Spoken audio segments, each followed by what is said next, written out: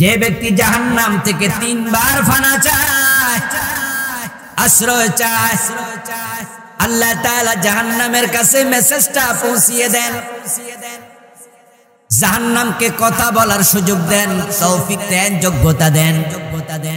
জাহান্নাম আল্লাহর কাছে বলে, আল্লাহুম্মা জিরহু মিনান নার। ও আল্লাহ, তোমার বান্দা জাহান্নাম থেকে বাঁচতে চায়, আমি জাহান্নামও তোমার কাছে দোয়া করি, অনুরোধ করি, তোমারে বান্দাকে জাহান্নাম থেকে বাঁচায়া দাও। আল্লাহর হাবিব বলছি, যা সালতুমুল্লাহাল জান্নাতা ফাসআলুহুল ফিরদাউস ফাইন্নাহা আ'লাহা। তোমরা আল্লাহর কাছে যখন জান্নাত চাইবা, তখন জান্নাতুল ফিরদাউস চাইও।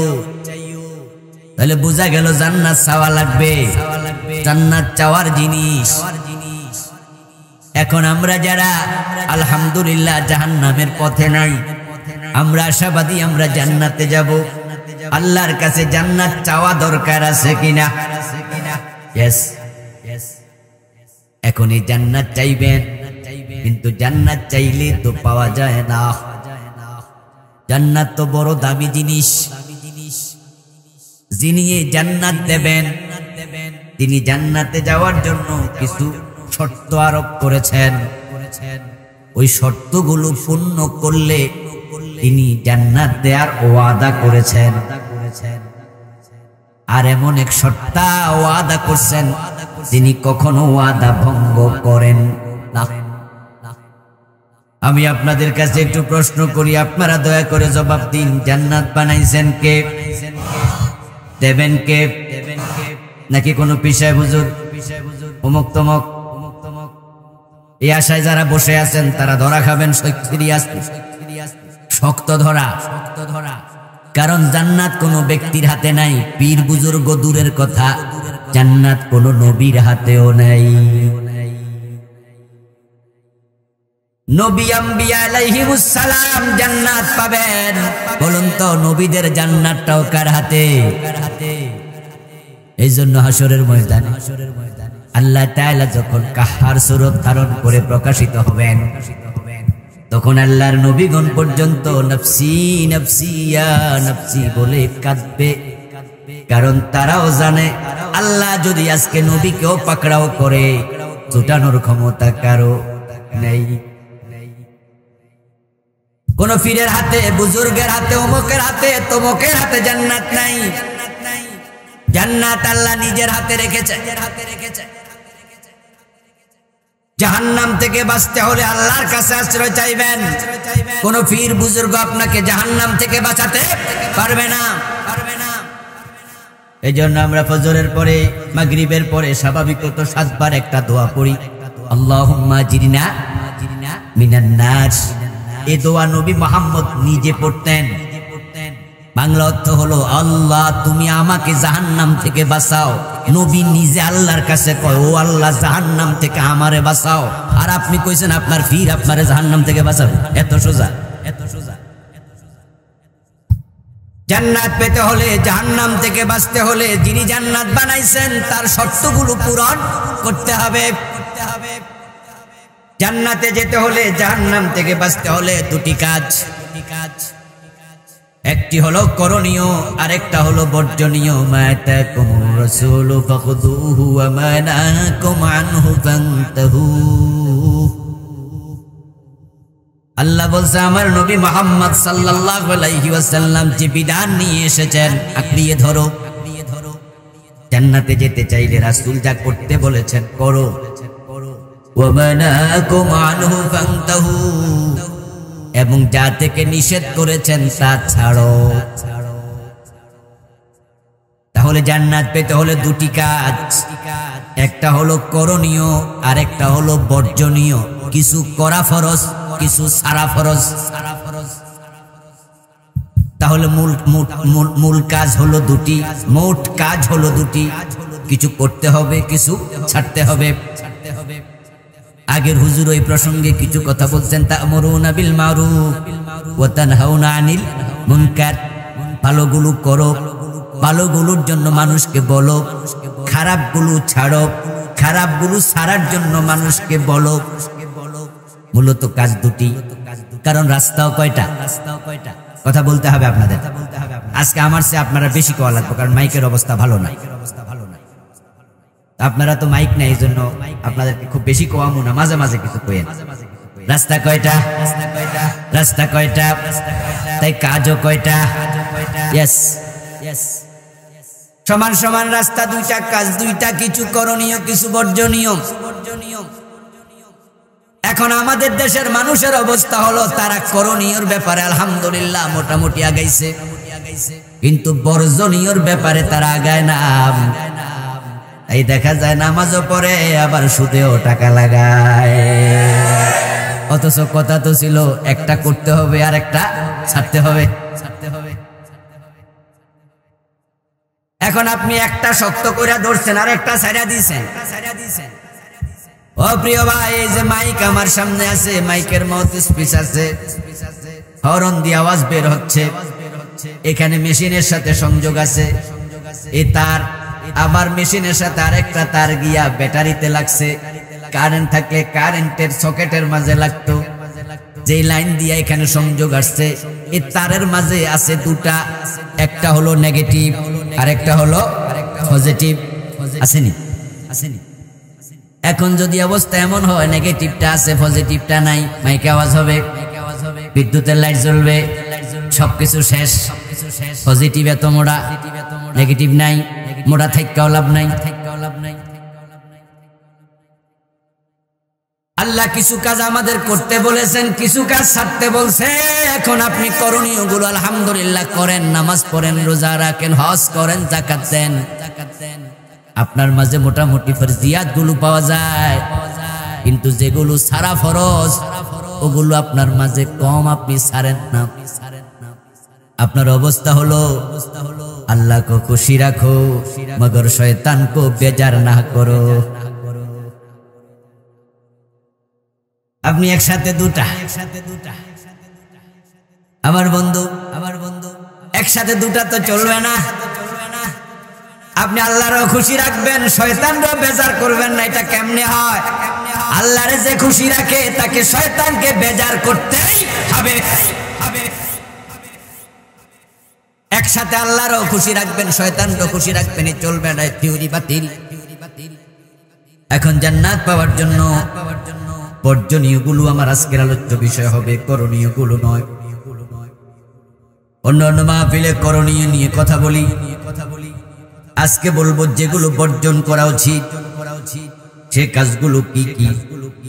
সূরাতুন নিসার 31 নম্বর আয়াত আল্লাহ তাআলা সংক্ষেপে সে নির্দেশনা দিলেন, ইন তাজতানিবু কাবাইরা মা তুনহাউনা আনহু।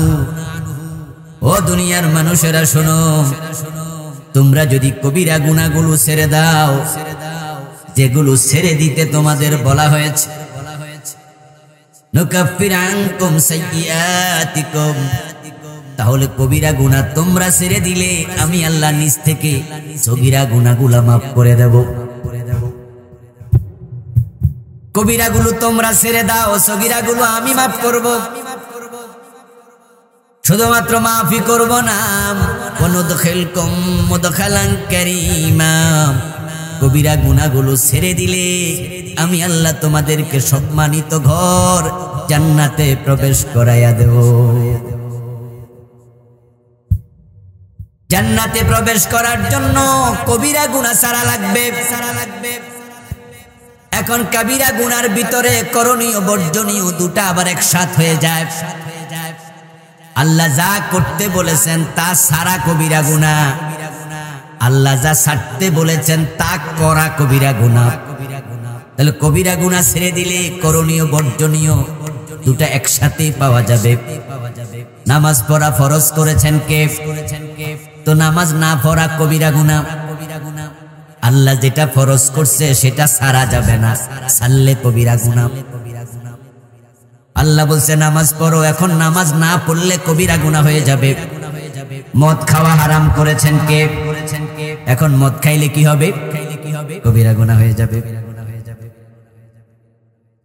যা ছাড়ার জন্য বলেছেন তা ছাড়ো, যা করার জন্য বলেছেন তা করো।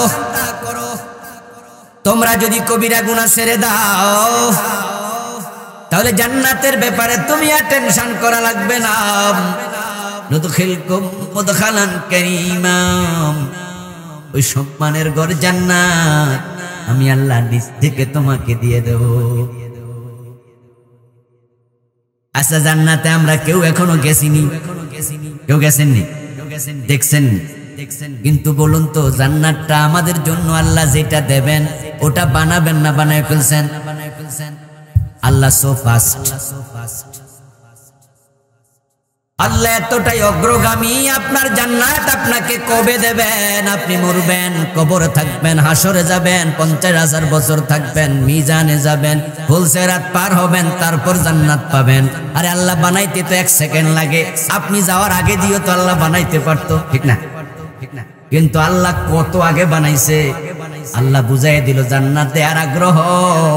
ও বান্দা, তুমি পাওয়ার আগ্রহ যত, আমি আল্লাহ দেয়ার আগ্রহ আরো বেশি। আমি আল্লাহ জান্নাত দেয়ার জন্য এত আগ্রহী, আমি জান্নাত আগে বানায় রেডি করে রাখছি। তুমি যদি কবিরা গুনাহ ছেড়ে দাও, আমি জান্নাতে প্রবেশ করাবো। জান্নাতটা তোমাকে আমি দেয়ার জন্য পাগল পাড়া। রাসূলুল্লাহ সাল্লাল্লাহু আলাইহি ওয়াসাল্লাম বলেছেন, আল্লাহর আগ্রহ কত শোনম। আল্লাহ নিজে বলছেন হাদিসে কুদসি, ক্বালা আল্লাহু তাআলা ক্বালা নবী সাল্লাল্লাহু আলাইহি ওয়াসাল্লাম ক্বালা আল্লাহু তাআলা ইযা তাকাররাবাল আবদু ইলাইয়া শিবরা তাকাররাবতু ইলাইহি যিরাব ওয়া ইযা তাকাররাবা মিন্নি যিরা তাকাররাবতু ইলাইহি বাব ওয়া ইযা আতানি মাশিয়া তাইতুহু হারওয়ালা। আমি আল্লাহর আগ্রহ শোনো, তুমি যদি জান্নাতের পথে 1 বিঘত আগাও, আমি আল্লাহ জান্নাত দেওয়ার জন্য 1 হাত আগাই। ও বান্দা, তুমি যদি 1 হাত আগাও, আমি আল্লাহ জান্নাত দেওয়ার জন্য 2 হাত আগাই। 3 নম্বরে আল্লাহ বলো, ওয়াইদা তাকাররাবা মাশিয়া তাইতুহু হারওয়ালা। আমার বান্দা যখন জান্নাতের পথে হেঁটে হেঁটে আগায়, আমি আল্লাহ জান্নাত দেওয়ার জন্য দৌড়াতে শুরু করি।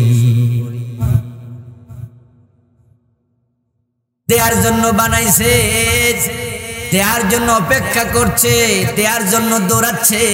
এখন নেয়ার লোক কই? আরে নেয়ার জন্য তো হারাম ছাড়া লাগবে, কবিরা গুনাহ ছাড়া লাগবে।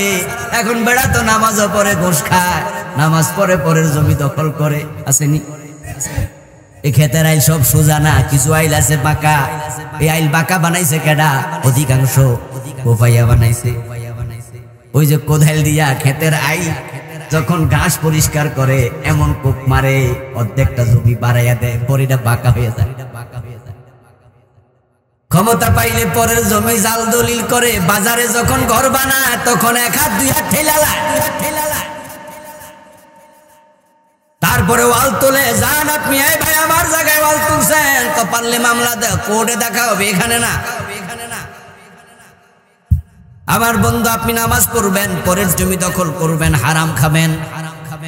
শুধু নামাজই পড়ে না, মসজিদেরও নেতা, সভাপতি, সেক্রেটারি, কোষাধ্যক্ষ, এলাকায় বিচার করতে যায়, ওই নামাজি নেতা বিচারক ঘুষ খাইয়া বিচারটা উল্টাইয়া দেয়। এমন বিচারক বাংলাদেশে নাই, করিমগঞ্জে মোটেও নাই। এটা কোন থানা? ও কিশোরগঞ্জ। গঞ্জে গঞ্জে মিল আছে। আমার প্রিয় ভাই, আপনি হারাম ছাড়েন না, আল্লাহ জান্নাতটা দেবে কেমনে? ওরা তো দেয়ার আগ্রহ, নেয়ার জন্য আপনার প্রস্তুতি কই? নেয়ার জন্য প্রস্তুতি লাগবে। যারা নেয়ার জন্য প্রস্তুত, আল্লাহ তাদের জান্নাতটা মরার পরে নয়, মরার আগে আল্লাহ জান্নাত দেয়, এমন দলিল হাদিসে আছে। এটা আওয়াজ দিয়ে বলুন তো, আবু বকর সিদ্দিক রাদিয়াল্লাহু তাআলা আনহু জান্নাত মরার পরে পাইছে না মরার আগেই? রাসূলুল্লাহ নাম ধরে ধরে অনেক সাহাবীকে মরার আগে জান্নাতি ঘোষণা করছে। আবু বকর আনতা ফিল জান্নাহ, ওমর আনতা ফিল জান্নাহ, তালহা আনতা ফিল জান্নাহ। রাসূল বলছে, আবু বকর, আমার আল্লাহ খবর দিছে তোমারে জান্নাত দিয়ে দিছে। হাদিস হাদিসের মাঝে আমরা তিনটা পর্ব পেলাম, তিনটা স্টেজ। যে ব্যক্তি 1 বিঘত আগায়, আল্লাহ 2 বিঘত আগায়। এটা হলো প্রথম পর্ব। দ্বিতীয় স্টেজ হলো যে 1 হাত আগায়, আল্লাহ 2 হাত আগায়। 3 নাম্বার পর্ব হলো যে জান্নাতের পথে হাঁটে, আল্লাহ জান্নাত দেওয়ার জন্য দৌড়ায়। এবার চতুর্থ একটা পর্ব তো আছে, যেটাই হাদিসে নাই। সে পর্বটা হলো জান্নাতের পথে হাঁটার লোক আছে, আল্লাহ দৌড়াবে, ঠিক আছে, কিন্তু জান্নাত পাওয়ার জন্য দৌড়ায় এমন কিছু লোক কি নাই? কথা বলেন না কেন? লোক নাই? আপনি হয়তো না, আমি হয়তো না, কিন্তু জান্নাতের জন্য জীবন দিতে প্রস্তুত এমন লোক।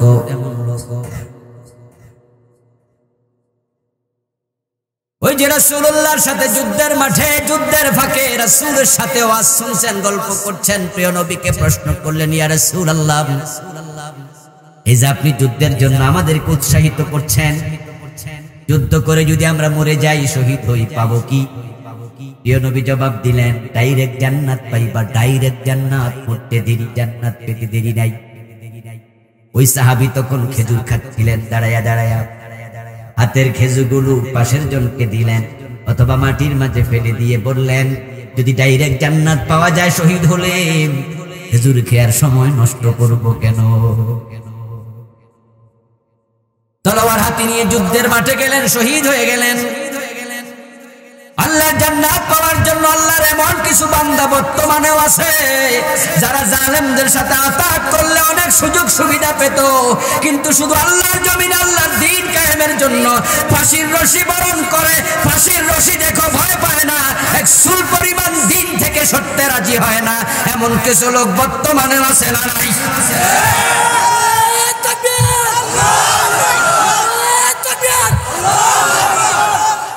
আমার প্রিয় ভাইয়েরা, যারা 1 বিঘত জান্নাতের পথে হাঁটবে আল্লাহ 1 হাত, যারা 1 হাত হাঁটবে আল্লাহ 2 হাত, যারা হাঁটবে আল্লাহ দৌড়াবে, যারা নিজেরা দৌড়ায় আল্লাহ কি করবে? 4 নাম্বারটা কিন্তু এই হাদিসে নাই। আমরা আবু বকর, ওমর, উসমান, আলী তাদের জীবন থেকে দেখেছি, তারা যখন জান্নাতের পথে দৌড়াইছে, আল্লাহ জান্নাত তার হাতে রাখেন নাই, তাদেরকে মরার আগে মালিক বানাইয়া দিছে। যাও, জান্নাত তোমারে দিয়াই দিলাম। এই জান্নাত পাওয়ার জন্য আপনাকে আমাকে যেতে হবে জান্নাতের পথে। যেতে হলে কবিরা গুনাহ ছাড়তে হবে। কবিরা গুনাহ নিয়ে মরলে জান্নাত মিস হয়ে যেতে পারে। বাবা আদম, মা হাওয়া আলাইহিস সালাম জান্নাতের মাঝে একটা গুনাহ করছে। ওনারা গাছের কাছে গেছে, গাছের ফলও খাইছে, তারপরে জান্নাতের পোশাক দেহ থেকে পড়ে গেছে, আল্লাহ তাদেরকে জান্নাত থেকে বের করে দিছে। এই আলোচনাগুলো কোরআনের মাঝে আছে না নাই? আলোচনাগুলো করেছেন কে? জোরে বলেন, কোরআন কার কথা? তো আল্লাহ কথাগুলো গোপন রাখলেও তো পারতেন। আদমরে তিনি বলছিলেন, লা তাকরাবা হাদিহিস শাজারা ফাতাকুনা মিনাজ জালিমিন, ওই গাছের কাছে যেও না। আল্লাহ যা মানা করে সেটা করা নিষেধ, আল্লাহ যা করতে বলে সেটা ছাড়া নিষেধ। আলোচনার বিষয়বস্তু মাথায় রেখে বাকি সবটাও শুনবেন। আল্লাহ কইছে, আদম গাছের কাছে যেও না। আমাদেরকে বলছে তোমরা সুদ খাইও না। কথা বুঝেন নাই? আমাদেরকে কিন্তু বলেনি গাছের কাছে যাইও না, এটা আদমের সাথে ছিল। আমাদেরকে বলছে তোমরা গোশ খাইও না, আমাদেরকে বলছে তোমরা মিথ্যা বলিও না, আমাদেরকে রাসূল বলছে তোমরা দাড়ি কামাইও না, আমাদেরকে রাসূল বলেছে টাকনুন নিচে কাপড় পরিও না, আমাদেরকে বলেছে মা বোন তাদেরকে বেপরদায় বাহিরে যেতে দিও না, আমাদেরকে বলছে তুমি মসজিদে যাইবা, তোমার ছেলে ফজর না পড়ে ঘুমায়া থাকবে, এটা তুমি করিও না। আল্লাহ কিছু কাজ নিষেধ করছে। এখন এবার আদমের দিকে তাকান। আদম মা হাওয়া আলাইহিস সালাম আল্লাহর কথাটা রক্ষা করেন নাই, গাছের কাছে গেছে। ফালাম্মা দাকাশ শাজারা, গাছের ফল দুইজনে খাইছে। বাদাত লাহুমা সাওআতুহুমা, সাথে সাথে জান্নাতের পোশাক দেহ থেকে নিরাবরণ হয়ে গেল, পড়ে গেল, দুজন উলঙ্গ হয়ে গেছে। আদম মা হাওয়ার সাথে আমরা কেউ জান্নাতে ছিলাম না, আমরা কেউ দেখি নাই, আমরা আল্লাহ না বললে জানতামও না, শুনতামও না। এখন এই কথাগুলো কোরআনে আল্লাহ বলে, আমরা উনাদের সন্তান, আমাদের কাছে আমাদের মা বাবা আদম হাওয়ার বদনাম করতেছে, নাকি এখানে শিক্ষণীয় আছে? আল্লাহ তাআলা বুঝাইয়া দিলেন, আমার একটা কথা শুনে নাই, আমি জান্নাতের পোশাক খুলে নিছি, আর তোমরা ডজন ডজন শোনো না, ওই জান্নাতে পোশাক পরবা, স্বপ্ন দেখো কেমনে। আবার একটা কথা শুনে নাই, আমি জান্নাত থেকে বের করে দিয়েছি,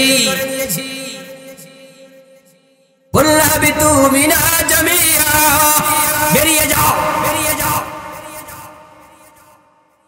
একটা কথা শুনে নাই, আমি জান্নাতে আর রাখি নাই, বের করে দিয়েছি। আর তোমরা আমার ডজন ডজন কথা লঙ্ঘন কইরা জান্নাতে ঢোকার চিন্তা করতেছো। জান্নাত বুঝে এমনি মিলে? এজন্য জান্নাতে যেতে চাও, কবিরা গুনাহগুলো ছেড়ে দাও বান্দা, কবিরা গুনাহগুলো ছেড়ে দাও। কবিরা গুনাহ আমলনামায় থাকলে জান্নাত মিস হয়ে যাবে।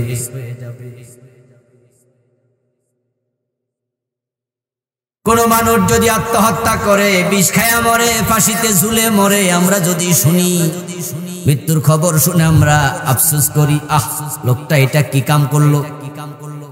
আরে আলেম মানুষ, হুজুর মানুষ মইরা গেছে বিষ খাই, আমরা আরো বেশি আফসোস করি, আরে এই লোকটা তো ভালোই ছিল, কামটা করলো কি। আফসোস করার একটা কারণ, আত্মহত্যা করা কি সওয়াবের কাজ না গুনার কাজ? আওয়াজ দিয়ে বলেন, সগীরা গুনাহ না কবিরা গুনাহ? কয়টা কবিরা গুনাহ? আত্মহত্যা কয়টা কবিরা গুনাহ? একটা। তাহলে যার জন্য আফসোস করতেছেন, তার আমলনামায় কবিরা গুনাহ মোট কয়টা আছে আপনি জানেন না, কিন্তু মাত্র কয়টার খবর জানলেন? এখন তার একটা আছে, এটা যাই না আফসোস করেন। নিজেরে প্রশ্ন করুন তো, আপনার আমার আমলনামায় কবিরা গুনাহ একটা আছে না আরো বেশি? ও বেটার জন্য আফসোস করলেন, নিজের জন্য আফসোস করবেন কবে?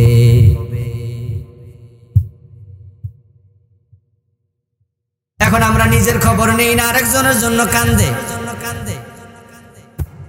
আরেকজনের জন্য ভালোবাসা দেখাচ্ছেন। আরে হুজুর মানুষ, অমক মানুষ, হাজী সাহেব পিসকায়া পড়ছে, করলো কি? অমক ফাঁসিতে ঝুলে মরছে, আহা করলো কি? তো বেটার কবিরা গুনাহ নিয়ে আহা আহা করো, তোমার খবর কি? তোমার আমার নাম কবিরা গুনাহ কয়টা? শুনি ওই বেটার আমলনামায় কবিরা গুনাহ আছে, আফসোস করার কারণ জান্নাত মিস হয়ে যেতে পারে। কবিরা গুনাহ বড় খারাপ জিনিস, যেই গুনাহ তাওবা ছাড়া মাফ হয় না। বুঝেন বিষয়টা? কবিরা গুনাহ এত মারাত্মক জিনিস, তাওবা না করলে আল্লাহ মাফই করে না। রাসূলুল্লাহ সাল্লাল্লাহু আলাইহি সাল্লাম একদিন মদিনার এক কবরস্থান পাশ দিয়ে যাচ্ছেন। যাওয়ার পথে তিনি দেখলেন দুটা নতুন কবর দেখা যায়। ওই কবরের পাশে রাসূল দাঁড়ালেন, দাঁড়ায়া সঙ্গী সাথী যারা ছিলেন তাদেরকে বললেন, ইন্নাহুমা লা ইউআযাবান, এই দুই কবরের অধিবাসীর উপর আযাব চলতেছে, কবর আযাব হচ্ছে। মাররান নবী সাল্লাল্লাহু আলাইহি ওয়াসাল্লাম বিকবরাইন জাদিদাইন, আল্লাহর হাবিব যাচ্ছিলেন দুটা নতুন কবরের পাশ দিয়ে, বললেন ইন্নাহুমা লা ইউআযাবান, এই দুই কবরে আযাব চলতেছে। কবরে আযাব চলে, রাসূল কেমনে জানেন? এটা রাসূলের মুজিজা। তিনি কবরের উপরে দাঁড়ায়া কবরের ভিতরের খবর জানতেন এবং নিজের চোখে দেখতে পেতেন। আল্লাহর হাবিব সাল্লাল্লাহু আলাইহি ওয়াসাল্লাম একদিন নামাজের সময় সাহাবাদেরকে বললেন, আমার সাহাবারা সাউ সুফুফাকুম, তোমাদের কাতারগুলো সোজা করো, ওয়াতারাসু, এবং তোমরা মিলে মিলে দাঁড়াও, ওয়াসুদ্দুল খালালা, তোমাদের দুজনের ফাঁকের মাঝে যে ফাঁকা আছে দুই পায়ে, ওই ফাঁকাগুলো বন্ধ করো, দুইজনের মাঝখানে ফাঁকা রাখিও না। আমি নবী মুহাম্মদ সামনের চোখ দিয়া যেমন দেখি, আমার পিছন দিয়ে আমি সমান দেখি।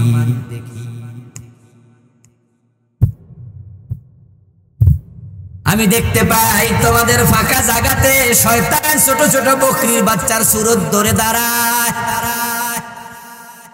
আমরা যখন সামনের দিকে তাকাই পিছনে কি হয় দেখি নাকি? কথা বলেন না কেন? দেখি। রাসূল বলে আমি সমান দেখি। এটা রাসূলের মুজিজা। সামনে যেমন দেখতেন পিছন দিও। আমরা যখন ঘুমাই ওযু থাকে না ভাঙে? কথা কয় না, মজা পাই না। ওযু থাকে না ভাঙে, কিন্তু রাসূল ঘুমাইলে ওযু ভাঙতো না। এটা রাসূলের স্পেশালিটি। আইনা ইয়াতানামান ওয়া কলবি ইয়াকদান। রাসূলুল্লাহ বলেন আমার দুই চোখ ঘুমায়, আমার কলব ঘুমায় না।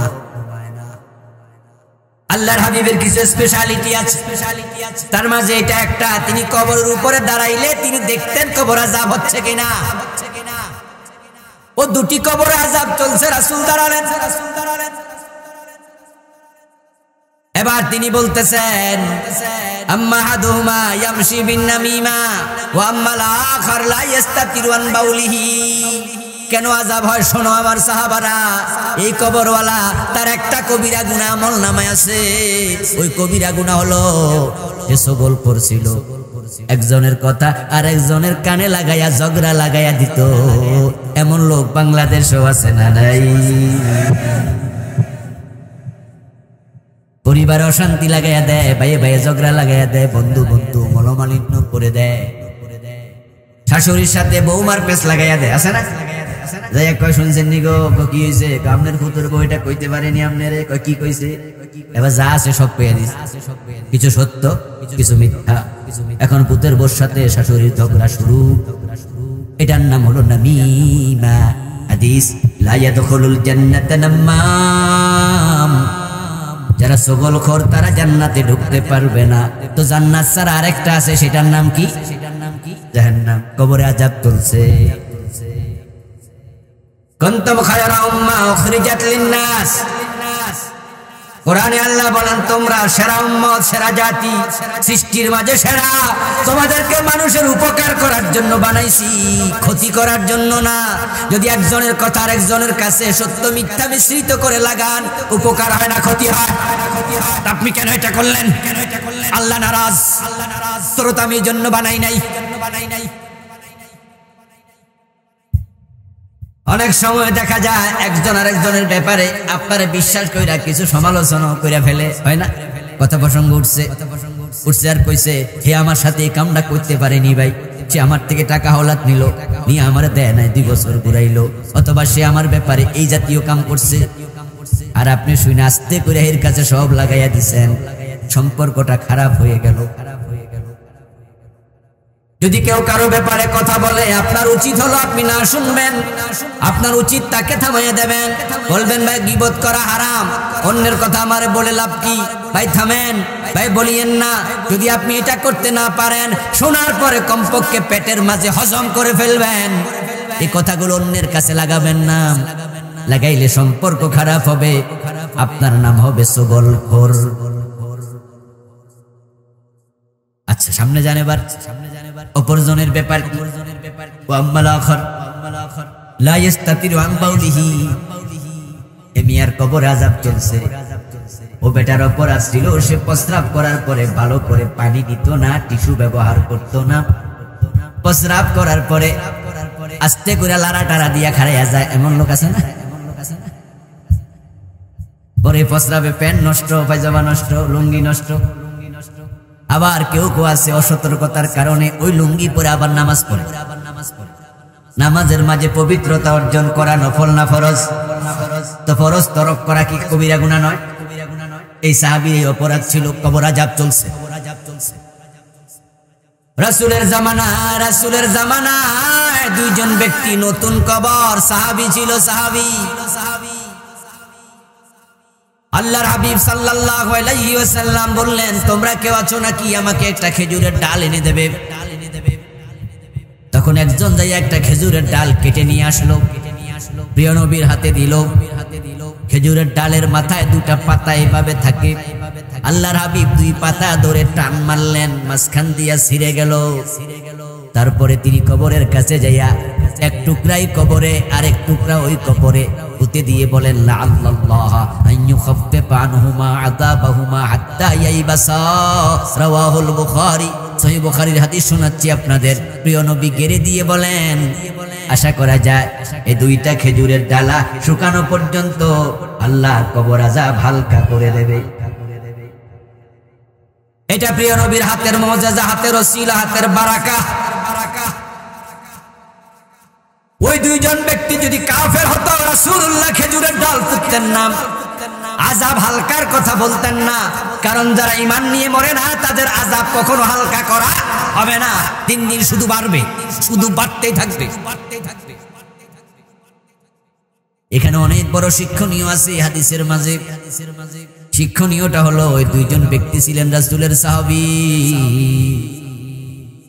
যদি একটা করে কবিরা গুনাহ থাকার কারণে সাহাবীর কবরে আযাব হয়, আপনার আমার খবর কি? এই জন্য কবিরা গুনাহ থেকে বিরত থাকো মুসলমান, তাহলে জান্নাত সহজ হবে। এখন যে কবিরা গুনাহগুলো আমরা করে ফেলেছি, এখন কি হবে? উপায় কি? আল্লাহ জানেন। আল্লাহর বান্দারা আল্লাহর সব আদেশ রক্ষা করতে পারবে না। তাদের বাবা আদমে তো পারে নাই। আদম কি সাধারণ মানুষ না আল্লাহর নবী? তো আল্লাহর নবী হইয়া যদি আল্লাহর কথা লঙ্ঘন করে, আমরা কেমনে বাঁচবো? কিছু আমাদেরও হবে। এই জন্য আল্লাহর যে নামগুলো আছে তার মাঝে একটা আছে গফফার, আর একটা আছে তাওয়াব, আর একটা আছে রহমান, আর একটা আছে রহিম। এই নামগুলোর কারণে আল্লাহ তাআলা আপনার উপর আমার উপর রহম করে, ভালোবাসা দেয়। মানুষ গুনাহ করবে আল্লাহ জানে। গুনাহ করার জন্য তার ভিতরে আছে নফসে আম্মারা, তার পিছনে আছে ইবলিস শয়তান, তার ভিতরে আছে লোভ, ক্রোধ, ঘৃণা, হিংসা, যৌনতা, কাম। এজন্য সে পরনারীর দিকে তাকায় ফেলবে, টাকা পয়সা কিছু তসরুফ করে ফেলবে, লোভে পড়ে সে হারাম খেয়ে ফেলবে। আল্লাহ এগুলো জানেন। তাই মানুষকে বানানোর আগে আল্লাহ তাওবার একটা দরজা বানাইছে। যেদিন বানাইছে সেদিন থেকে সূর্য যেদিন পশ্চিম দিকে উঠবে কিয়ামতের আগে, ওই দিন পর্যন্ত দরজা আল্লাহ বন্ধই করবে না। ওই দরজা আল্লাহ তাআলা চিরকাল খোলা রাখছেন। কিয়ামতের আগে সূর্য পশ্চিম দিকে একবার উদিত হবে, হয়ে আবার ডুবে যাবে। তখন তাওবা করলে আর তাওবা কবুল হবে না কারো। قال النبي صلى الله عليه وسلم إن الله يقبل توبة العبد ما لم يغرغر। প্রিয় নবী বলেন, আল্লাহ তাআলা মানুষের তাওবা কবুল করতেই থাকে। তবে হ্যাঁ, মৃত্যুর যন্ত্রণা যদি শুরু হয়ে যায় তাওবার কবুল হয় না। তাহলে তাওবা কবুল বন্ধের জন্য দুটি অংশ। একটা হলো সূর্য উঠবে পশ্চিম দিকে, আর একটা অংশ হলো তার মৃত্যুর যন্ত্রণা শুরু হবে। এবার আপনারা একটু জবাব দেন, সূর্য কি পশ্চিম দিকে উঠেছে? তাহলে তাওবা কবুল করার সুযোগ এখন আল্লাহর আছে না নাই? আমাদের কারো কি মৃত্যুর যন্ত্রণা শুরু হয়েছে? তাহলে আমাদের তাওবা করার সুযোগ আছে না নাই? এখন তুমি গুনাহ নিয়ে মরলে আল্লাহর দোষ কি?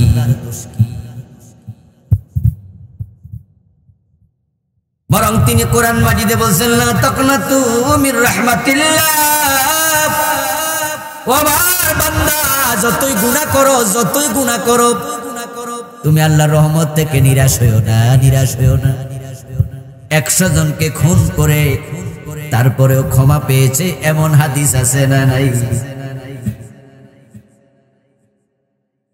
ওই হাদিস বলে, প্রিয় নবী সাল্লাল্লাহু আলাইহি ওয়াসাল্লাম আপনাকে আমাকে দুই একটা খুন করার উৎসাহ দিলেন নাকি?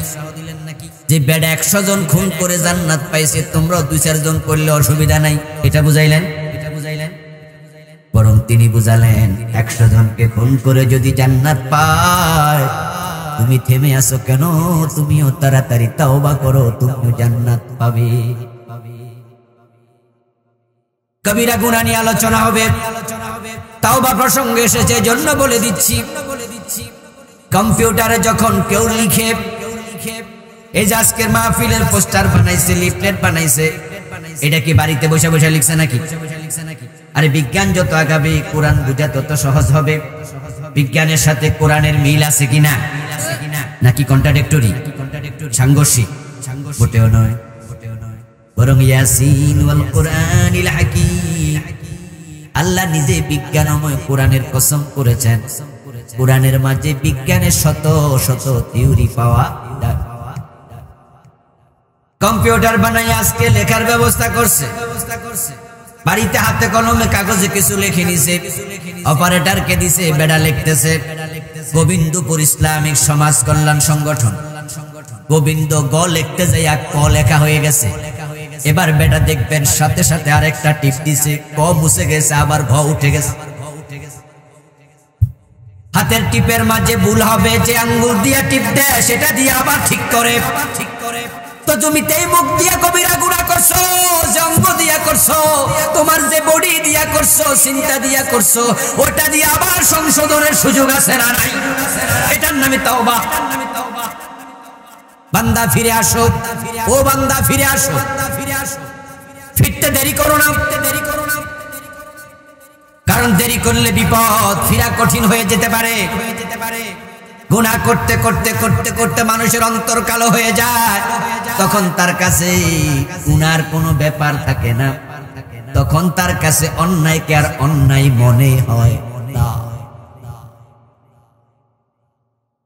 আমার বন্ধু, আপনি ট্রেনে উঠেছেন, ট্রেনে ওঠার পরে আপনার মনে হয়েছে হায় রে, আমি তো রওনা দিছি ঢাকায়, উঠে গেছি সিলেটের ট্রেনে। কথা বুঝছেন? আপনি ট্রেনে উঠলেন, উঠে আপনার মনে পড়ছে আরে ঘটনা কি, এই ট্রেনটি কই যাচ্ছে? লোকজন বলছে সিলেট, অথচ আপনি যাবেন কোথায়? আচ্ছা, মনে হওয়ার পরে আপনি কি পরের স্টেশনে নামা উচিত না আরো বসে থাকা উচিত? কারণ যত দেরি করবেন ফিরা তত কঠিন হবে। আপনি ভুল করে ফেলেছেন, আপনার উচিত পরের জায়গায় ট্রেন থামলে নেমে নতুন পথ ধরা, আবার ফিরে আসা। কিন্তু আপনি যদি বলেন ভুলজন করে লাইছি, আর কিছুক্ষণ বয়ে বয়ে ফান খাই, তো ট্রেন তো চলবে, পরে ফিরে আসতে তো কষ্ট হবে। এই জন্য আপনারা যারা, আমরা যারা কিছু গুনাহ করে ফেলি, আমরা কি অপেক্ষা করব না তওবা করব? এমনও তো হতে পারে তওবার আগে আজরাইল হাজির হয়ে যাবে। এখন আমাদের দেশের মানুষরা তওবার কথা স্মরণ করে তখন, মৃত্যুর যন্ত্রণা শুরু হয় যখন দেখে সোজা হয়ে গেছে, হাত পা কাঁপুনি শুরু হয়েছে, তখন ছেলেরাকে হুজুর ডাকো তাড়াতাড়ি, মসজিদের হুজুর কই, আইসা তওবা ফরায়া যান। রাসূল কয় মৃত্যুর যন্ত্রণা শুরু হলে তওবা কবুল হবে না। আমার প্রিয় ভাই, তওবা করতে হয় আপনার সক্ষমতা থাকতে, সামর্থ্য থাকতে, গুনাহ করার পর। এখন তাওবা কেমনে করবেন? আমাদের দেশে তো তাওবাটাও কঠিন হয়ে গেছে। এজন্য বিভিন্ন বড় বড় মাহফিলে দেখা যায় হুজুররা তাওবা করানোর আগে পাগড়ি ছেড়া দেয়। পীর সাহেবদের মাহফিলে গেলে দেখা যায় লম্বা লম্বা পাগড়ি, এদিকে একটা সারে, মাঝখানে একটা সারে, ওই পাশে আর একটা সারে, তারপর লোকেরা পাগড়ি চাইপা ধরে। দেখছেন না আপনারা কোনোদিন? এখন মানুষ মনে করছে তাওবা করার জন্য কি লাগবে? 30 হাত লম্বা পাগড়ি লাগবে। এখন আমি যে আজকে একটা গুনাহ করে ফেলছি, আবুল কালাম আজাদ হুজুর কইয়া গেছে তাওবা তাড়াতাড়ি করমু, এখন তাওবা তো করতাম, পাগড়ি পামু কই? তাওবা করার জন্য হুজুরের বাড়ি যাওয়া লাগবে, হুজুরকে ডাকা লাগবে, মা মরে যায়, হুজুর ডাকো। অথচ তাওবার সাথে পীর সাহেবের পাগড়ি, হুজুর কারো কোনো সম্পর্ক নাই। বান্দা গুনাহ করেছে আল্লাহর সাথে, তাওবা করবা কার কাছে? এজন্য কোনো মাধ্যমের প্রয়োজন নেই। তাওবাকে কঠিন করা যাবে না, তাওবা সহজ। আমরা আসলে ইসলামটাকে এমন কঠিন বানাইছি। ও ভাই আমার, জিজ্ঞাসা করা যুবক নামাজে হুজুর টুপি তো নাই, নামাজ জামু কেমনে? আচ্ছা, টুপি কি নামাজের জন্য ফরজ? ওয়াজিব, সুন্নতে মুআক্কাদা। কিন্তু আমাদের এমন স্টাইল হয়েছে, এখন আমরা মনে করছি টুপি যেহেতু নাই তো নামাজ পড়বো কেমনে? আজীব। টুপি দেয়া ভালো, এটা সুন্নায়ে জায়েদা, এটা সুন্দর, কিন্তু এটা না থাকলে নামাজের ক্ষতি হয়ে যাবে এমন কিছু না। কিন্তু আমরা অবস্থা এমন করছি, আল্লাহ ছাড়লো মোল্লা ছাড়ে না, এমন ফতুয়া দিয়া বইছে। আল্লাহ ছাড় দিছে, মোল্লা আর দেয় নাই। তাওবা মানে হলো ফিরে আসা, তাওবা মানে লজ্জিত হওয়া, তাওবা মানে হলো আপনি আল্লাহর সাথে কমিটেড হবেন, কমিটমেন্ট করবেন। আমার রব, এই কাজটা তুমি করতে মানা করছিলা, আমি করে ফেলেছি, আমি আজকে বুঝেছি অন্যায়কারী আমি। রব্বানা যালামনা আনফুসানা ওয়া ইন লাম তাগফির লানা ওয়া তারহামনা লানাকুনান্না মিনাল খাসিরিন। অর্থ বুঝবেন, নিজের অন্তরে অনুভূতি আনবেন, আমি অন্যায় করেছি, এই গুনাহ নিয়ে মরলে আমার উপায় নাই, আমি তাই সিদ্ধান্ত নিয়েছি এই গুনাহ আর কোনোদিন করব না। তোমার কাছে ওয়াদা দিচ্ছি, ক্ষমা চাই, আমারে মাফ করে দাও। যদি প্রকৃত অর্থে এই কথাগুলো অন্তর থেকে বলেন, সিদ্ধান্তটা সঠিক হয়, আর গুনাহ করবেন না। আল্লাহ বলেন এটার নাম তাওবা।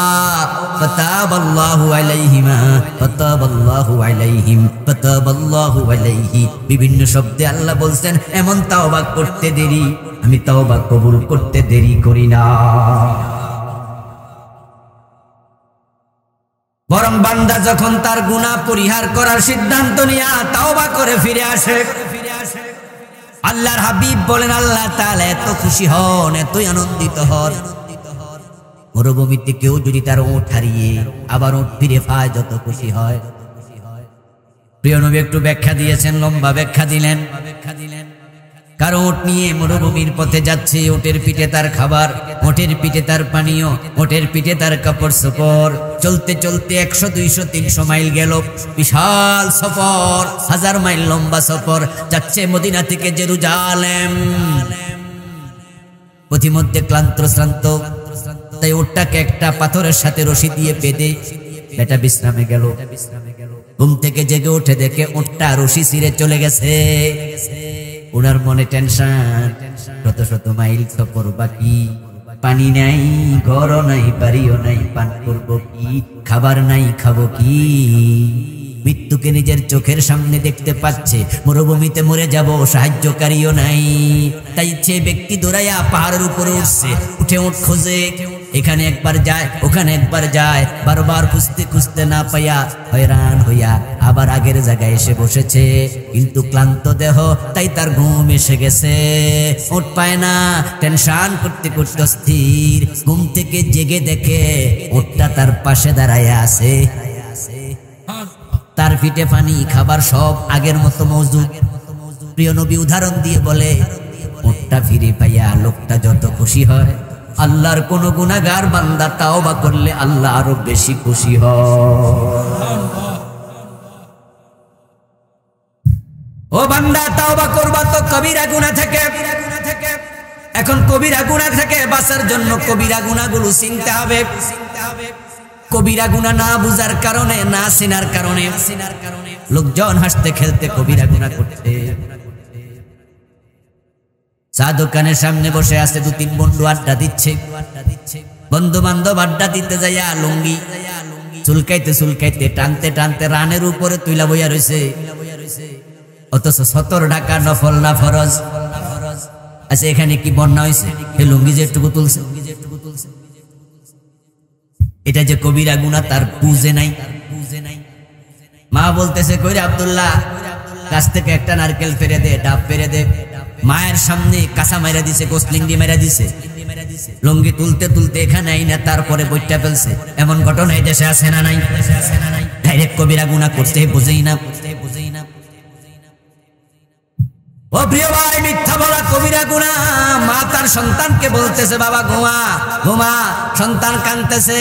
এবার মা কয়, বাইরে কিন্তু বাঘ আছে।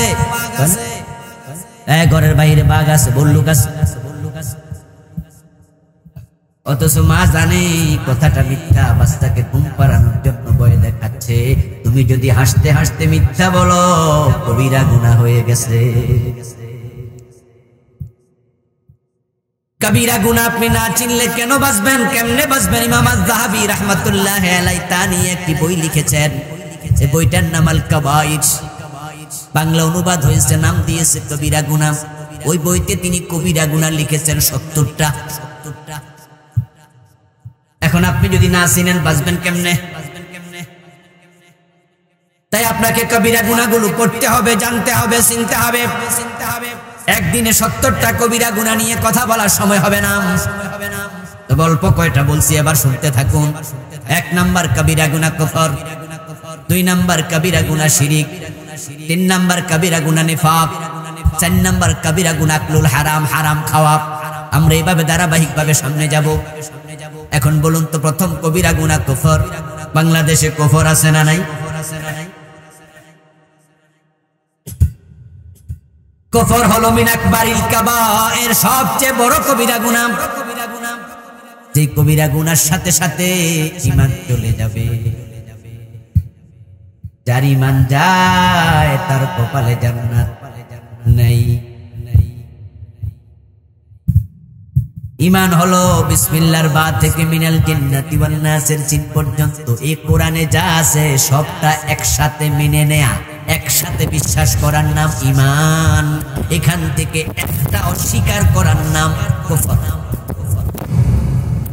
কোরআনে অক্ষর আছে লাখ লাখ, এই লাখ লাখ অক্ষর থেকে যদি আপনি বলেন আমি 2টা অক্ষর মানি না, বাকিগুলা মেনেও কোনো লাভ নেই।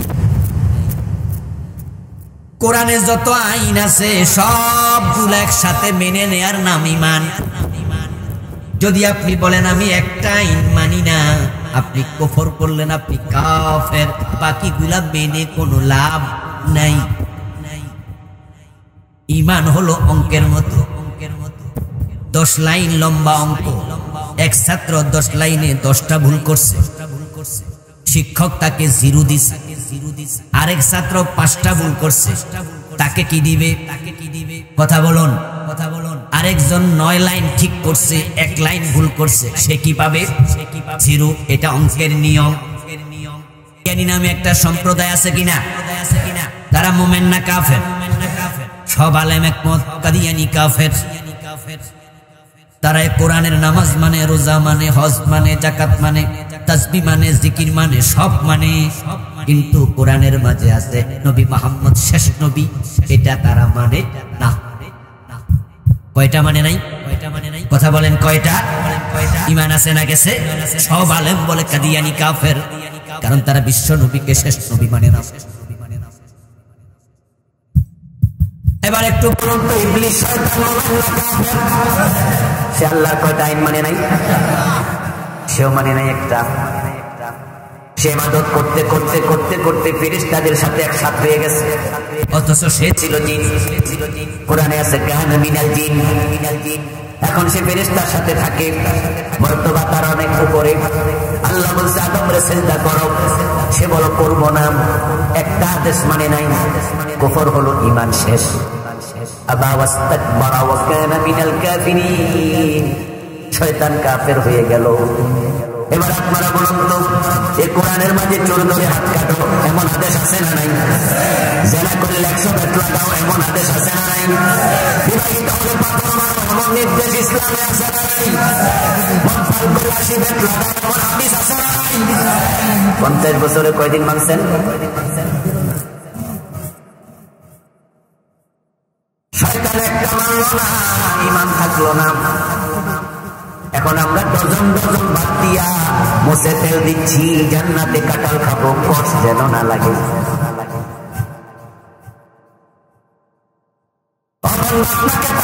ফিরে আসতে হবে। খোলা আছে আল্লাহর আইনের সাথে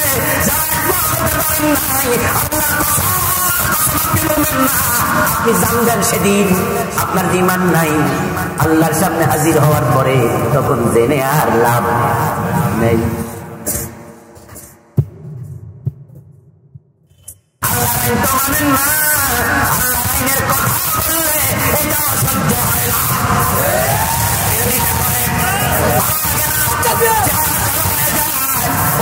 তোমাকে বলছি আল্লাহ আমার কানা, আল্লাহ তোমার শয়তান আল্লাহর সাথে বলছে, আল্লাহর সাথে কথোপকথন হয়েছে, কোরআনে ডজন ডজন আয়াতে বিষয় আছে।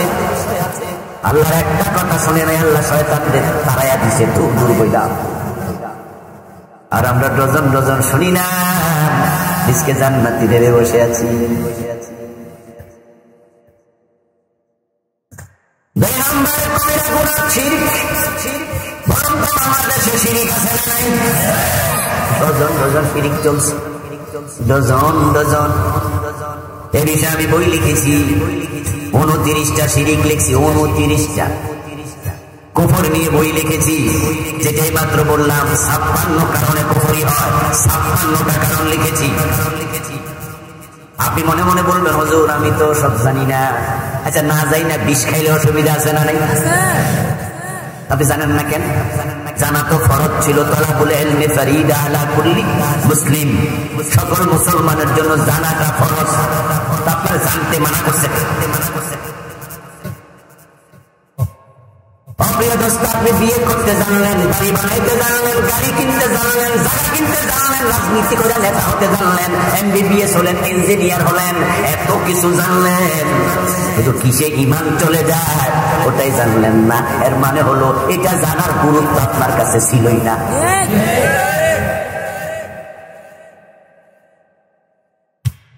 ফিজিক্সে পাস করার জন্য, কেমিস্ট্রি পাস করার জন্য, বায়োলজি পাস করার জন্য, ম্যাথে পাস করার জন্য তাকায় দেখো তোমার ছেলের দিকে, রাত জেগে জেগে পড়ে। পাওয়ার জন্য রাতে 3টা 2টা 4টা পর্যন্ত পড়ে। আর ঈমান জানার জন্য তুমি কতটুকু বলছো? ফলই তো নাই বলছো। অথচ কোরআনে যত মেসেজ আল্লাহ তাআলা দিয়েছেন, 1 নম্বর আদেশ ছিল ইকরা। কি ছিল?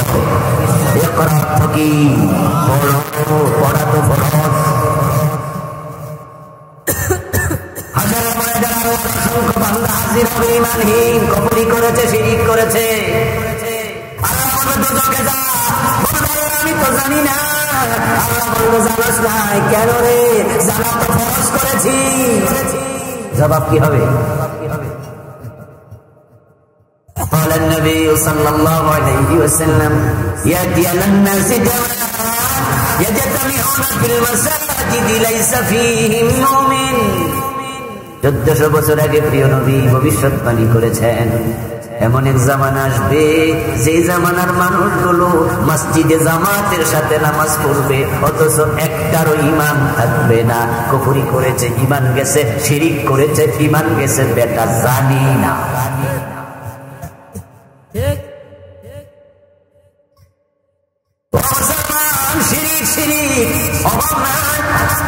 হিন্দুদের দুর্গা পূজা 500 বছর আগে ছিল, 600 বছর আগে ছিল, বর্তমানেও আছে। তারা বাঁচলে ভবিষ্যতে হয়তো পূজাই করবে। তারা মুশরিক, তারা মুশরিক, তারা তাদের মূর্তি পূজা করুক, আমাদের বাধা দেওয়ার কিছু নাই। কিন্তু বর্তমানে মুসলমান ওই হিন্দুদের মূর্তি পূজা আসলে নিজেরা মুশরিক হয়, নিজেরা কাফের হয়। রাসূলের ভবিষ্যৎবাণী ছিল, تكون بين الساعة فتن كقطع الليل المظلم يصبح الرجل مؤمنا فيمسي كافرا। এমন এক জামানা, ফিতনার জামানা আসবে কিয়ামতের আগে। অন্ধকার রাতের অন্ধকারচ্ছন্নতার মতো ফিতনা চারদিক থেকে ধেয়ে আসবে। ওই ফিতনার যুগে মানুষ এমন কথা বলবে, এমন কাজ করবে, সকাল বেলায় মুমিন থাকবে, সন্ধ্যা বেলায় কাফের হবে। হিন্দুদের দুর্গা পূজার সময় মুসলমান মুশরিক হবে কেন? তারা তো দুর্গা পূজা করে না। বাংলাদেশে দুর্গা পূজা করে, মূর্তির সামনে গিয়ে এরকম করে। আমি একজন মুমিনও পাবো না, আপনিও পাবেন না। তাহলে মুশরিক কেন হয়? মুশরিক হয়েছে একটা স্লোগান দেওয়ার কারণে। যে স্লোগানটা 10 বছর আগে ছিল না, ওই স্লোগানটা এখন হাজার হাজার মুমিনকে কাফের বানাচ্ছে, মুশরিক বানাচ্ছে। ওই স্লোগানটা কোরআনের একবারে উল্টা। স্লোগানটা হলো ধর্ম যার যার, উৎসব সবার। এটা এখন সিলেবাসে ঢুকাই দিচ্ছে। আরে মুমিন না থাকলে কিয়ামত হবে, আর কিয়ামত যখন হবে মুমিন থাকবে না। এখন বাংলাদেশে আমরা 18 কোটি আছি, আগামী 10 বছর পরে আরো কমবে না বাড়বে? তো কিয়ামত হওয়া লাগবে না। তোমরা ঈমান হারা হইতে থাকবা, তোমার নামাজ থাকবে, টুপি থাকবে, দাড়ি থাকবে, কাদিয়ানির মতো সব থাকবে, ইমানটা থাকবে না।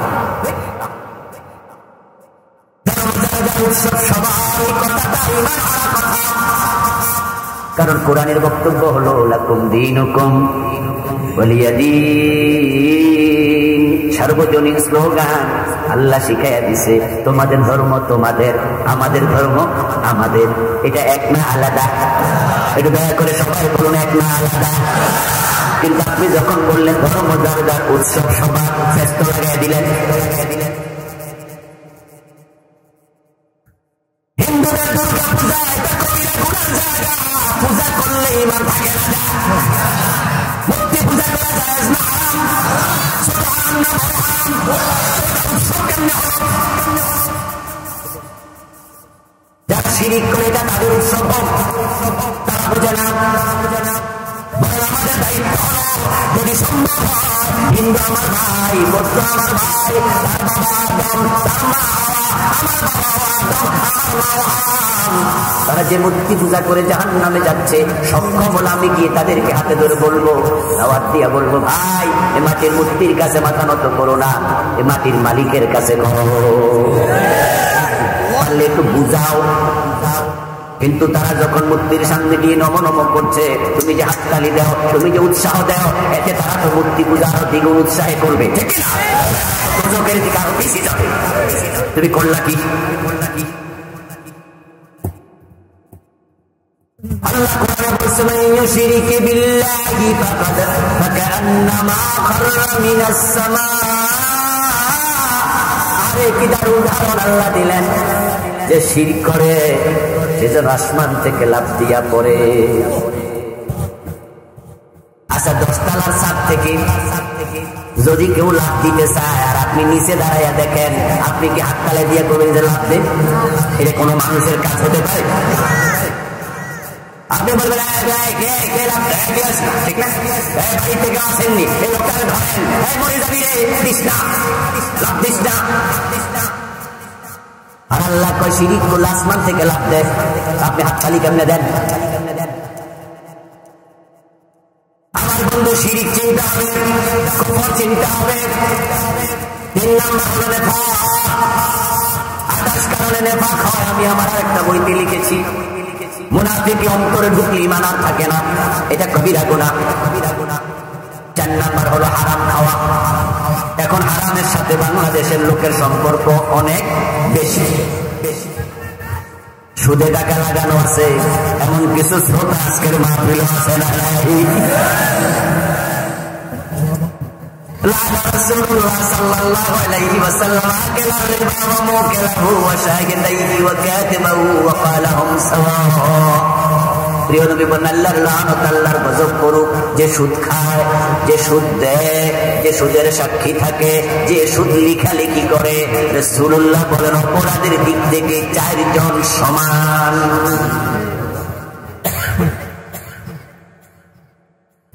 আল্লাহ হাবিব বলেন মালাকা বি আমালি মা হুয়া ইয়ালামু আন্নাহু আশাদ্দু মিন 36 জিনা।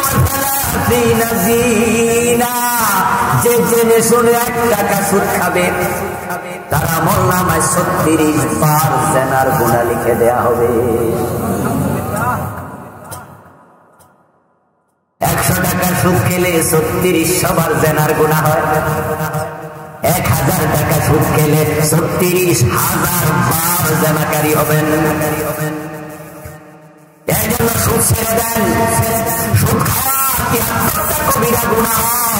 সবচেয়ে ছোটটা হলো নিজের মাকে বিয়ে করা, মানে মায়ের সাথে ব্যভিচার করা। রাসূলুল্লাহ শালীন শব্দ বলেছেন, মায়ের সাথে বিবাহ হয় না, শব্দটা ছিল জেনা, কিন্তু রাসূল শালীন শব্দ বলেছেন। অফিসে গিয়ে ঘর সারা সিগনেচার করে না, নামাজ পড়ে। বাবা, নামাজ জান্নাতের চাবি, এজন্য নামাজ ছাড়ে না, আবার বংশ ছাড়ে না। ও দোস্ত, কোরআনে আছে ফাওয়াইলুল লিল মুসাল্লিন, কিছু নামাজীর জন্য ওয়াইল দোজখ প্রস্তুত। ও ঘুষখোর, তুমি হলা সেই নামাজি। 10টায় অফিসে গেছে, গোশ খাওয়া শুরু হয়েছে, এ পকেটে কিছু, ওই পকেটে কিছু, প্যান্টের পকেটে কিছু। আজান হয়েছে, আবার দৌড় মেয়েরা মসজিদে যায়, কয় যে এই ভাই দিলে তাড়াতাড়ি দেন, আজান হচ্ছে। বাহ, ক্লায়েন্ট তো খারাই রয়েছে, ক্লায়েন্ট সিগনেচার করবে না, এই জন্য কয় যে ভাই দিলে তাড়াতাড়ি দেন, আজান হইয়া। ওইটা ওইয়া পকেটে ঢুকাইয়া দৌড় মারছে, ওযু কইরা নামাজে খায়া কয় ইয়াকা নাবুদু ওয়া ইয়াকা নাস্তাইন, আল্লাহ আমি শুধু তোমার গোলামি করি। আল্লাহ কয় তাহলে পকেটে এগুলো কি? এই বুঝি আমার গোলাম, তুই তো ভণ্ড বাটপা সিটা, আজিব গোলাম, আজিব গোলাম। মিথ্যা নাকি ব্যবসা হয় না, এই জন্য মিথ্যা এখন ব্যবসা হয়ে গেল, ব্যবসার পুঁজি হয়ে গেল মিথ্যা বলা। সকাল থেকে মিথ্যা বলা শুরু করে সন্ধ্যা পর্যন্ত মিথ্যা বলে। ওদের মিথ্যা কথার কারণে আমরা এখন দুধ কিনতে গেলে আমরা জিজ্ঞাসা করি খাঁটি কিনা, অথচ কোন গাই গরু কি খাঁটি ছাড়া দুধ দেয়? সেই প্রশ্ন তৈরি হলো কেন? এবং যারা মধু বিক্রেতা তারা দেখবেন দোকানে সাইনবোর্ডে লাগাই রাখে খাঁটি মধু পাওয়া যায়। আচ্ছা, মধু কি বানানো যায় নাকি? মধু তো স্বাভাবিকত মৌমাছির বাসা থেকে সংগ্রহ করতে হয়, তো খাঁটি শব্দ লেখো কেন? আমার ভাইরা লিখছে কি খাঁটি গরুর দুধ পাওয়া যায়।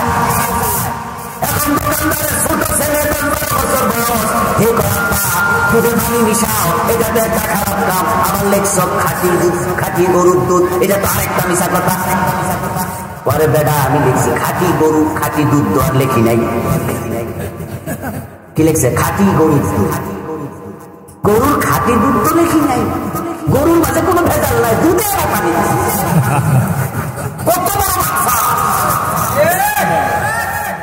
আমাদের ঢাকা শহরে দুধ বিক্রি করে, ভালো দুধ পাওয়া আমাদের কাছে সোনার হরিণের মতো মনে হয়। খুব রিস্ক এই দুধ খাওয়ার মাঝে, কারণ বুড়িগঙ্গার পানি দেয়, যে পানি খেলে কোনো ভয়ই নাই, মানুষেরা ক্ষতি করছে। অথচ এই লোকগুলো আবার জুমার দিন ঠিক মসজিদে খাড়াইয়া ইয়াকা নাবুদু করে যায়।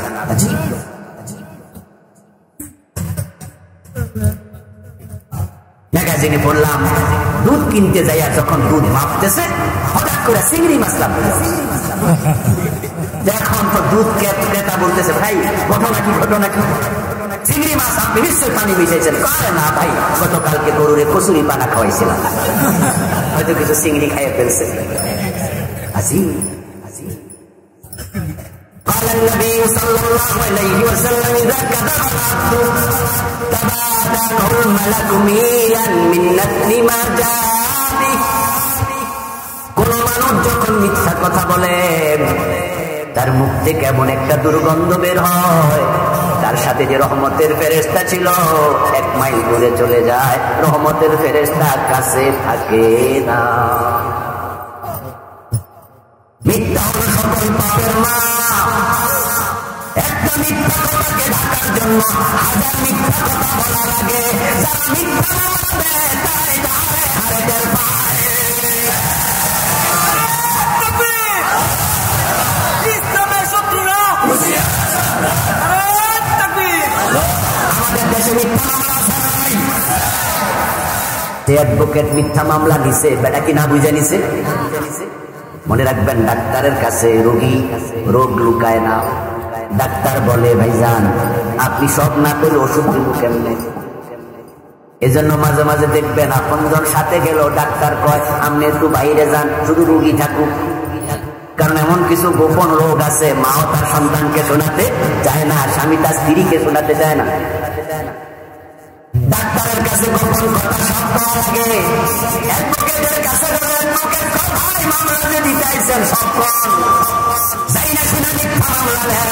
সেদিন থেকে মিথ্যা মামলা নিছে পর্যন্ত প্রতি হাজিরা মিথ্যা কথা বলছে, প্রতি শুনানিতে মিথ্যা বলছে। মিথ্যা বলা কবিরা গুনাহ, ছেড়ে দাও মুসলমান। আমরা যখন মানুষের সাথে লেনদেন করি ধোকার আশ্রয় নেবেন না, ধোকাবাজি কবিরা গুনাহ। অথচ আমাদের দেশে ধোঁকাবাজ মারানা, ধোঁকাবাজ মৌলবী, ধোঁকাবাজ নামাজি, ধোঁকাবাজ হাজি অভাব নাই। গরু বাজারে গিয়ে দেখবেন 100টা গাই গরু যদি বিক্রি হয় 100টার ওলান ঝুলে আছে। ওলানে এত দুধ করতে আইলো। এর মানে হলো গাই গরু বিক্রি করার 3 দিন আগ থেকে বাচ্চারে দুধ খাওয়ায় না, সবাই ওলান ফুলাই আনে। যে কিনবে সে যেন বোঝে দুধের অভাব নাই। আসলে কি এত দুধ আসেনি? তুমি ধোঁকাবাজি করছো কেন? তুমি লাউ বিক্রি করতে নিষেধ, লাউয়ের পেট বরাবর পোকা খাওয়ার গর্ত আছে, চিকন গর্ত। যে বেটা লাউ বেছে গর্তটা উপরের দিকে দেয় ছিদ্র না নিচের দিকে দেয়? কারণ কি? মানুষ যেন না বোঝে। হাদিস শুনুন, قال النبي صلى الله عليه وسلم من باع عيبا ولم يبينه لم يزل في مقت الله او لم تزل الملائكه تلعنه। প্রিয় নবী বলতেছেন, যখন কোন দোষী জিনিস কেউ বিক্রি করে, ক্রেতাকে তা না জানায়, বিক্রি করার সাথে সাথে তার উপর আল্লাহর লানত করে, ফেরেশতারা গজবের বদদোয়া দিতে শুরু করে।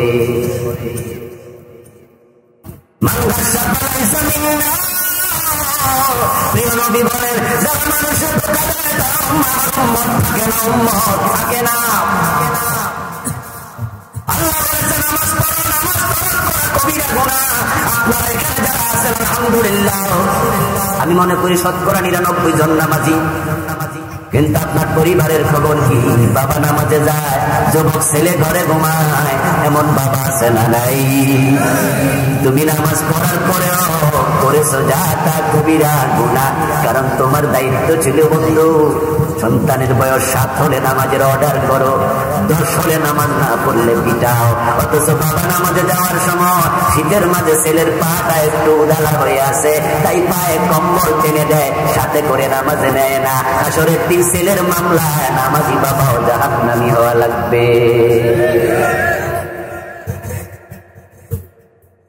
আমার প্রিয় ভাই বোনের হক, ভাইয়ের হক, তোমাকে হক দখল করে আসো। বাপ মরছে 10 বছর হয়েছে, মা মরছে 9 বছর হয়েছে, তাদের হক বোনকে দেওয়া নাই। বরং বোন হক চাইলে চোখ বড় করে ভঙ্কায়া তাড়াইয়া দেয়। এমন কিছু জালেম ভাই আছে কিনা? ভালো করে দুধ রোজ করো, প্রতিদিন আধা কেজি করে দুধ খাইয়েন, কলা টলা খাইয়া বল করিয়েন। কারণ হাদিস হলো, যতটুকু জমি দখল করেছেন আল্লাহ 7 গুণ বড় করে বলায় ঝুলাবে। এত জমি যদি টানা লাগে বড় দরকার নাই, বেশি করে বড় করে মরেন। আছাড়ের ময়দানে যতটুকু জমি দখল করছেন 7 গুণ বড় করে আল্লাহ বলায় ঝুলাবে। অন্যের হক নষ্ট করা কবিরা গুনাহ।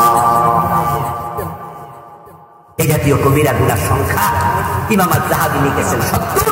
অন্য অন্য ইমামরা আরো বেশি বলেছেন। অনেকে এই কবিরা গুনাহগুলো স্টাডি করবেন, পড়বেন, জানবেন, মানবেন। আর যখনই দেখেছেন গুনাহ হয়ে গেছে, তওবা করতে দেরি করবেন না, আজকেই তওবা করুন। কারণ নিঃশ্বাসের কোনো বিশ্বাস নাই, 1 সেকেন্ডেরও ভরসা নাই। মাদক আজকে জানেন তো বড় রকমের সংক্রমণ দেরি। নিজের যুবক ছেলেটা রাতের বেলায় কোথায় থাকে, কার সাথে মিশতেছে, এগুলো খবর রাখবেন। না হয় আপনার একটু অসতর্কতার কারণে আপনার সন্তান অসৎ সঙ্গে পড়ে মাদকাসক্ত হয়ে যেতে পারে। একটা সন্তান যদি মাদকাসক্ত হয়, পুরা পরিবারটাকে জাহান্নাম বানায় ছেড়ে দেয়। এই জন্য সন্তানদের ব্যাপারে খেয়াল রাখবেন, বেখবর হবেন না। আল্লাহ তাআলা যে কথাগুলো বললাম, এই কথাগুলো আমাদেরকে আমল করার তৌফিক দাও। সবাই বলেন আমিন।